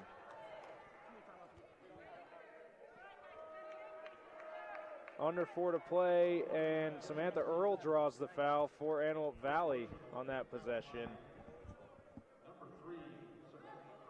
Looking to add to her game-high 13 points. And she's been the leading scorer for Antelope Valley in their first 8 games in this season. Coming off the bench for most of them, but they start her tonight. And another strong game for her. She makes both free throws. Now 15 for her on the game. Come out in the press again. Moeaki picks up her dribble at half court. Finds Richardson. Back to Moeaki. Dixie taking their time with an 8-point lead, under 4 to go. And it's a foul call on Kylisha Green. Now on Maddie Ventling away from the ball, and she's going to go to the line for 2. That's her 4th personal as well. I think they had caught her for holding while Ventling was cutting across the key there. I got caught following the ball. I thought it was a foul on Diaz, who was guarding Burge, who had the ball there. But I think you're right. Cutting across the lane, Ventling able to draw the foul, and Maddie makes both free throws. The lead is back up to 10. Gonzalez up court for Antelope Valley. Finds Earl, strong move to the hoop. Open layup is no good. Rebound Richardson, and a little bit of a frustration foul on Earl as she tries to hustle back after missing the layup and gets Richardson on the arm. Go to the line. She'll go to the line for 2 as they're in the penalty. That's Earl's 3rd foul in the 4th quarter. And it was a great move in the post there. Unfortunately, not able to get it to go. I mean, I think it would have gone if she would have gone off with her left hand, but she went up with her right instead on the left-hand side. So, I mean, it makes it more challenging when you do that. Yeah, definitely. There's a reason they teach you to go up with the left on one side of the hoop and right on the other side of the hoop. Yeah, I mean, 1 is so you don't get blocked so easy, but 2, I mean, it's easier to make the bucket as well. Just a much better angle for you. And I think maybe it was that happy feet we talked about. She was just excited to see that open bucket and didn't think about what hand she was going up with, and misses. 60-49 as Richardson goes 1 for 2 at the line. Dixie State opens an 11-point lead with just over 3 minutes to play in this 4th quarter. Earl with it for Antelope Valley. She's had a great second half. She drives to the middle. Jumper misses off the front of the rim. Rebound Miley Richardson to Mariah Martin back into the game, along with Tremina Jordan and Kristen Baldwin for the Trailblazers to close this game out. And another foul on Samantha Earl as Richardson tried to set the screen. And she's not understanding where she fouled Richardson. It looked like a lot of contact from both players, one that the ref probably could have just let go. Yeah. I mean, it sucks, too, because, I mean, Earl has been a key player for Antelope Valley, and that's her fourth. Still with 3 minutes to go, so, I mean, she's got to, and she can't, so now that enables her to not play as aggressive in the fourth quarter, and, I mean, it sucks when you're an aggressive player. As she walks over to their side of the court, she sticks her tongue out with a smile on her face. Diaz, open three from the right wing is good off the assist by Alyssa Gonzalez. A quick hitter as the lead is back to single digits for the Trailblazers. They keep fighting. 2.5 to play. Just when you think the Blazers got control of this game for good, Antelope Valley gets a big shot. Mariah Martin misses the tough layup on a great drive. Rebound, Kristen Baldwin, drop step. Layup is no good, gets it back and lays it in. Great hustle by Baldwin to stay with it. Another quick hitter for Antelope Valley. Diaz hits a long two, cuts the lead to 9. Again, 63-54. I think even that previous shot was actually a 2 for Antelope, but they got away with a 3 on that one. So I'm pretty sure that player's foot was on the line. Yeah, maybe. Not this one. This one they caught on the line, but the one before, yeah. I'm pretty sure they were on the line as well, but gave her the 3. Maybe we can pull the replay up of that one. We can see, but you might be right. Dixie State ball up 9. Martine into Richardson back in the game. Tries to find Baldwin. Wasn't paying attention. Hits off her shoulder and into Antelope Valley hands.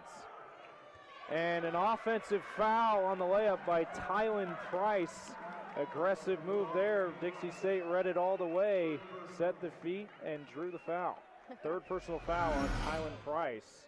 Man, I really, really love the way Taylor Waukee is playing. I mean, that could have been her 5th. She could have been out of the game, but instead she set her feet and was able to take the charge. I really, really like the grit she has in this game tonight. There's no wonder why, as a freshman, she's a starter for this team, because she does those kind of things and plays with that kind of grit, even though with no regard for her own well-being in this game. She goes in, takes the charge, makes the right play for the team as Richardson draws another foul, and that's 5 on Samantha Earl. And here we go, let's see the replay on this. Oh, fighting hard defensively, got her arm locked up. tried to play coy, putting her hands up, but that only made it a little more obvious. Yeah, I think definitely arms got tangled, and unfortunate foul for Samantha Earl, but refs caught it. A great game for her, though, as she fouls out with 15 points. And updated stats, let's see her other stats here. Earl, 4 rebounds and an assist and a block shot and 2 steals as well. So she just filled up the stat sheet for him. Unfortunately for Antelope Valley, they're going to have to finish the game without her, as Richardson goes 1 for 2 from the line. Gonzalez, aggressive move, takes it all to the hoop, off the rebound and misses. And a stumble. I definitely think Antelope's getting a little out of control here. As they tackle Miley Richardson on the rebound, we look at the replay. Richardson secures the rebound. Here comes Tylen Price like a linebacker, taking her down. I mean, they were just both going for the ball, but yeah, she came in a little out of control on that rebound. You got to credit the refs for keeping their heads as well. That could have easily been called an intentional foul, but they know there's no malicious intent in that. They're just trying to keep their bodies flying, trying to give themselves more opportunities, and they just call it a common foul. We see that in the NBA a lot. A lot of ticky-tack fouls get called flagrants unnecessarily. As Richardson hits both free throws this time down, and Antelope Valley not quitting, bringing up the court quickly. Green, open 3 from the left wing is no good. And the ball is knocked out of bounds off of Tremina Jordan of Dixie State, so it'll be Antelope Valley basketball. 66-54 Dixie State. If they can hold on, we'll get to their 3rd win of the year. Just over a minute left. Gonzalez, open 3, banks it in. The bank is open from the left wing. It looked like it was going to be way off, but it hit the backboard and goes in. I thought it was going to be off, too. I mean, Mina, it was a good contested shot. Mina was right there. It was a good little play drop, though, too. Quick, out-of-bounds play for a quick bucket. And with 1:04 left, that three makes it a single-digit lead for the Trailblazers once again. 9-point game. 9-point game, 66-57. We'll keep it right here as Antelope Valley calls another timeout. They have one left, and Antelope Valley is making sure Dixie State can't relax at the end of this game. They're going to most certainly have to make free throws down the stretch here. No, for sure. I mean, it's going to come down to free throws, aggressive defense, and it's also going to come down to second opportunities for both teams. Dixie's going to really, really have to emphasize not giving Antelope second looks, and then they're also going to want to run the clock. Like, they don't want to go down and convert too easy on buckets. They want to use the clock to their advantage. So take up almost the full 30 seconds on each possession, no second chances, and I think they can close out this game pretty well.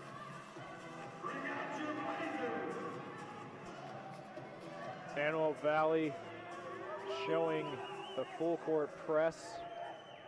Dixie State preparing in the timeout with the press breaker.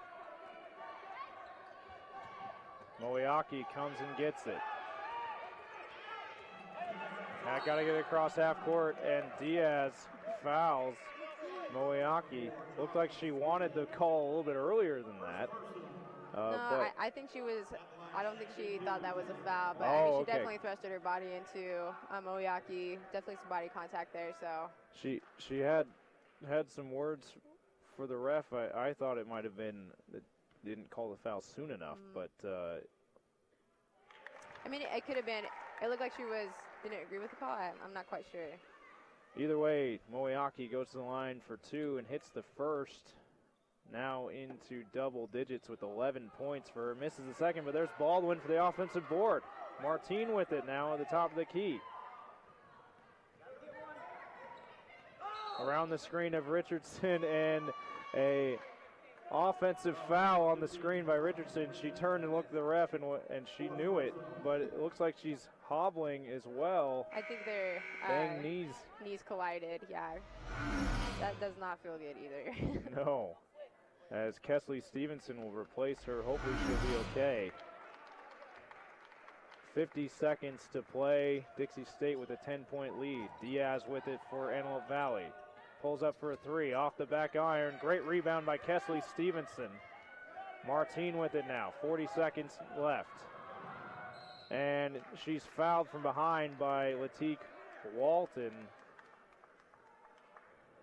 Tried to poke the ball away and got a little too much arm. So Martine will go to the line for two, and I think it's pretty safe. I don't want to jinx it, but it's pretty safe to say that Dixie State will come away with their third win of the year as Martine hits her first cut, or extends the lead to 11. And it's been the wire-to-wire win that we were looking for all last year for Dixie State, and finally seeing it now. 2 straight home games they've led wire to wire. Yeah, I think they've been aggressive, and obviously definitely haven't given up. And I mean, Antelope Valley, I mean, they've been really well too. As you can see, I mean, they're still fighting. Easy bucket there. Great. For Diaz. Yeah, Diaz getting the pass from Green and laying it in on the fast break. And they foul Kesley Stevenson, the freshman, will go to the line. And it looked like she might have gotten poked in the eye a little bit. She's cringing.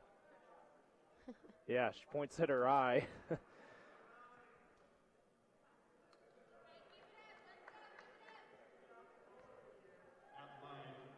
We'll see if that affects these free throws. First one is good. And she says, poke my eye, do whatever, I will still make buckets. She makes that one, 70-59. Nothing stopping Kesley Stevenson as she hits the second. I think she's come out off the bench and played some great minutes and contributed some great efforts and points to the game today as well. Antelope Valley with another missed three, and the ball is knocked out of bounds. It'll be Dixie State basketball, 71-59, 16 seconds left. And Antelope Valley still pressing. Gotta like their fight. Martine with it, inbounds, almost loses it, and it's stolen away by Antelope Valley. Chance for another bucket before this game's over. Blocked by Stevenson. What a block by Kesley Stevenson. That's going to put an exclamation point on this win for Dixie State. Chase down block for Kesley Stevenson seals the victory for the Trailblazers. 71-59, and that's now 2 straight home wins for the Blazers. Yeah, I think, Dixie had a really good showing tonight. I think they did better finishing in the second half, being more aggressive. I think they could still take care of the ball a little better. I mean, turnovers were pretty drastic from third quarter, fourth quarter, but they can work on it. Yeah, we'll take a 2-minute break and be back with the post game. We'll give you some a player of the game, maybe a play of the game, and look over the final stats and recap this one for you. 1-minute timeout and back on Radio Dixie 91.3 and CEC Television.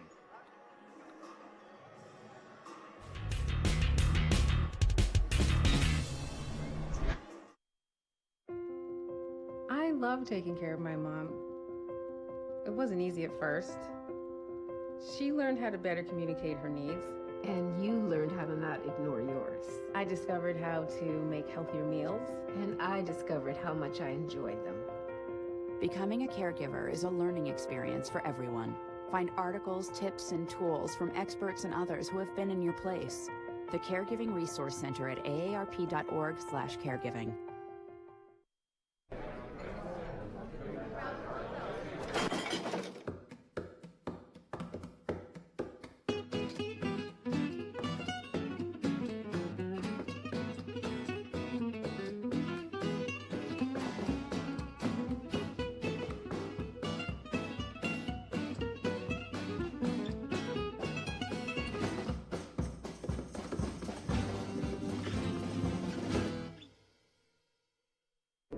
There is a place where young and old make connections, where kids feel like grown-ups, and grown-ups feel like kids. There is a place where beauty arises in contrast, where wonder is universal, and laughter second nature. There is a place where friends find a future, families find each other, and feelings find their home. There is a place. Retired school psychologist, and helping people was my thing. After my stroke, when Meals on Wheels started, I was on the other end of the stick, so to speak. And I appreciated it very much, the attention that was given. My name is Julius Gaines, creative writer, poet, photographer. America, let's do lunch. Drop off a hot meal and say hello. Volunteer by donating your lunch break at americaletsdolunch.org. Radio Dixie 91.3, Jersey James and Candy Rowland, also CEC Television. This has been Dixie State women's basketball. Dixie State comes out with the wire-to-wire victories, 71-59, their second straight win, and they're now 3-2 on the season. And it was just a great all-around game for the Trailblazers tonight, Candy. Yeah. Like you said, I really like that they won almost every quarter. They lost the third quarter by 2 points, which isn't a big deal because, you still kept pretty even with them. The fourth quarter, they definitely were able to grasp the lead, come out with a 22-16 finish. I think they were a little sloppy with the basketball. There's definitely a lot of turnovers from third quarter to fourth quarter, so I think they can clean it up and value the possession. Especially in kind of like a high-intensity game like this, and especially when Antelope Valley is relentless. They weren't going away, so you really need to value the possessions in those last couple quarters. I think they were just trying to, I think they had sped themselves up even, and were just trying to get some easy buckets in order to create the lead, but that was actually diminishing their lead. But luckily they were able to hold on and hit some good buckets towards the end, though, still. Yeah, I think you're absolutely right. They kind of get away with it in this game because they already build up a big enough lead to absorb those kind of mistakes. But when you get into Pac-West Conference play, which is coming up in next weekend, actually, you're not going to be able to afford to have that kind of sloppy play at the end of the game. But it didn't matter in this one, as other than that, they played very well in the second half, outscoring Antelope Valley by 4 points, extending the lead to 12 was their biggest lead, and that's what the deficit was to end this game. So as we look at the final stats, let's name a player of the game, Candy. I mean, it's really hard. Like I said before, I really love that you can look at the points on here, and you can see, you know, Richardson had 13, Baldwin had 10, Mariah had 9, Milwaukee had 11, Ventling contributed 4, Jordan had 7, Stevenson had 8, Burge had 7, and Franks even chipped in 2 points. I love that the points are distributed amongst so many players, because then you just have multiple threats on the court. You know, everybody's scoring and everybody has the confidence to score. And one thing that stands out to me here as we look at the stats is it's not just one part of the offensive game. It's the post play. They're scoring in the post and from the perimeter. A very balanced scoring team. As I'm looking here, I think we might have to give a co-players the game to the two post players. Miley Richardson had a great game, but so did Kristen Baldwin. Yeah, and I mean they did really, really well. Like, I loved the high-low action. There was multiple plays where it was just easy buckets. They were able to find each other and convert. Baldwin with 14 points. She had 10 points. 14 14 rebounds. Sorry, my bad. And she even had 2 assists, 3 blocks. And I mean, Richardson, very similar statistics: 13 points, 11 rebounds, and she had an assist and 1 block.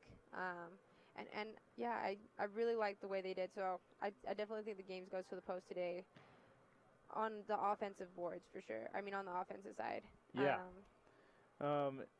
But I think the guards were able to create a lot, especially on defense, and being able to give those open looks to Richardson and Baldwin by able to, like, you know, draw the defense.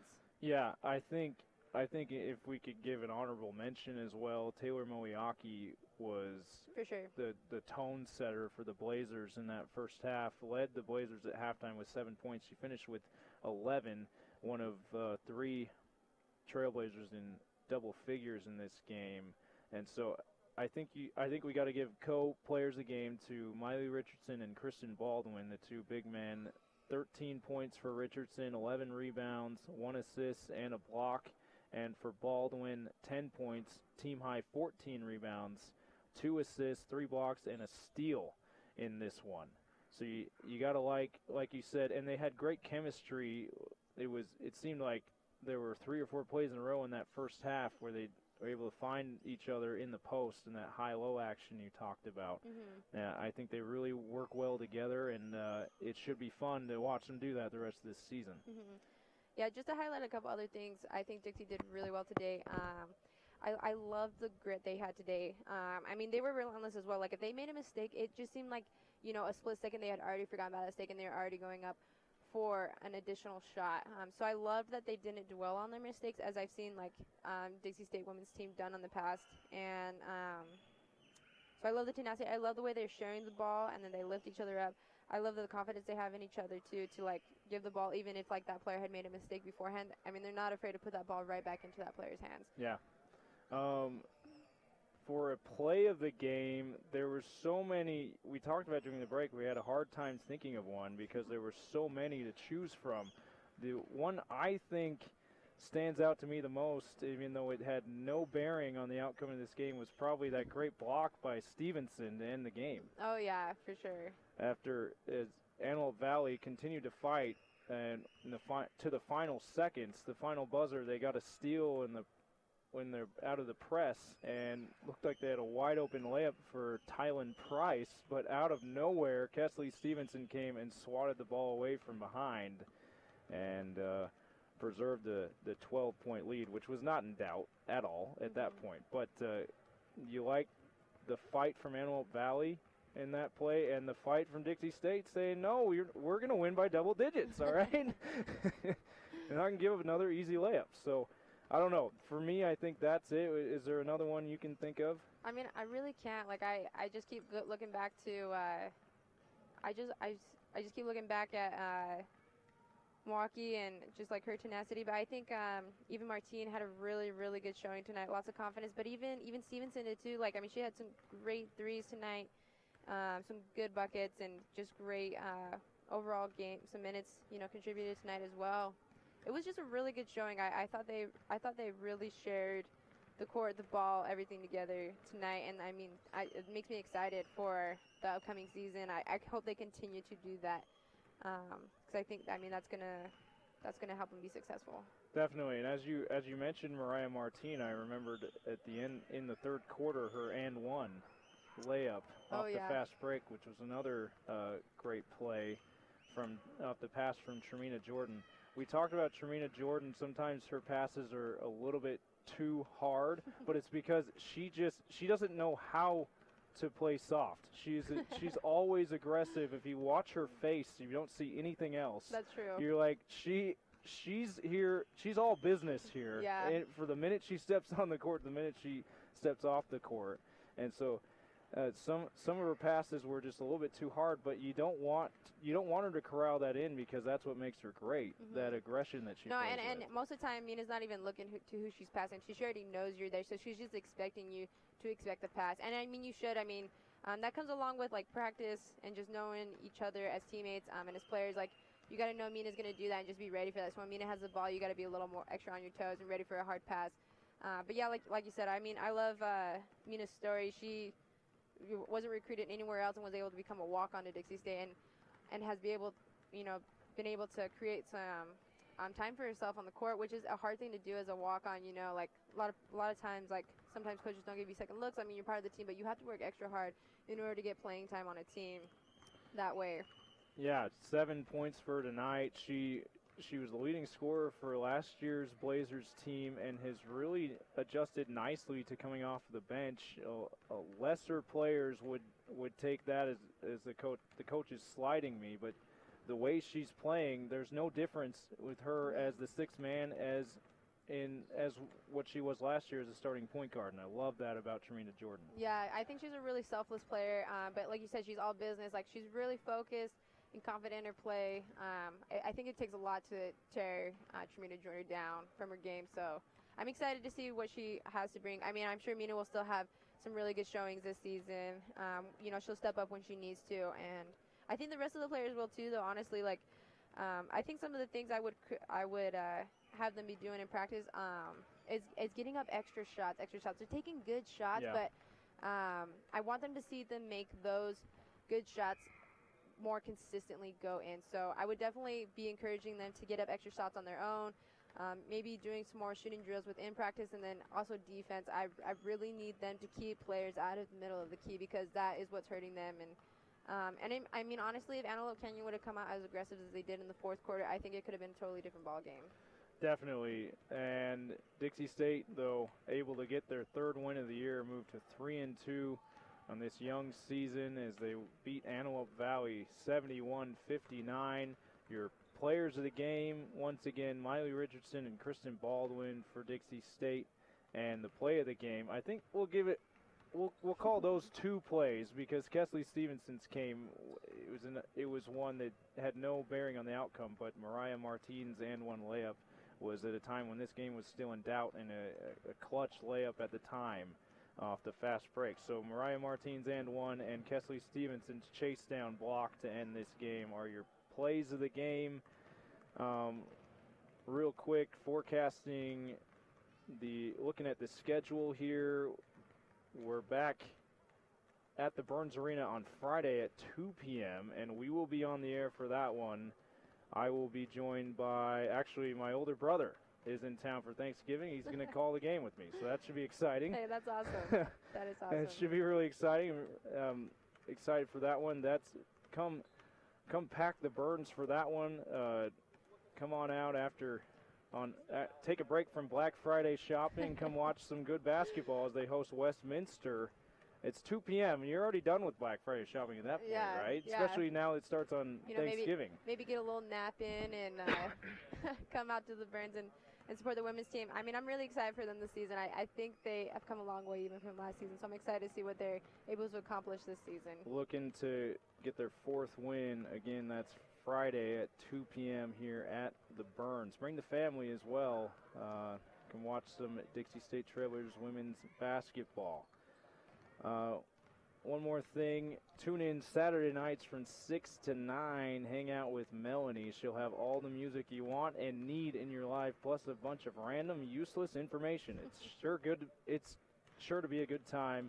That's Melanie, the Melanie Show on Radio Dixie 91.3, Saturdays from 6 to 9. This has been Dixie State Trailblazers women's basketball. For Candy Rowland, I'm Jersey James. Thanks for listening and watching on Radio Dixie 91.3 and CEC Television. We'll be back Friday.